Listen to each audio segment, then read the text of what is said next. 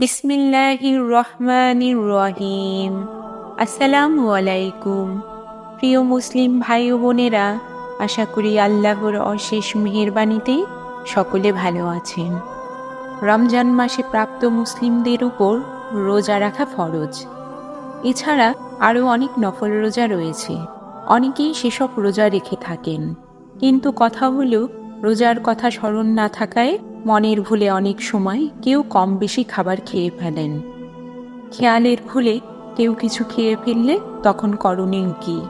রোজাদার কি করবেন? এই প্রশ্নের উত্তর হলো, অনিচ্ছাকৃত খেয়ালের ভুলে পানাহার করে ফেললে রোজার কোনো ক্ষতি হয় না। রোজা ভেঙে গেছে ভেবে অনেকে পরিপূর্ণ খাবার খেয়ে ফেলেন। না, এমনটি ঠিক নয়। মুখে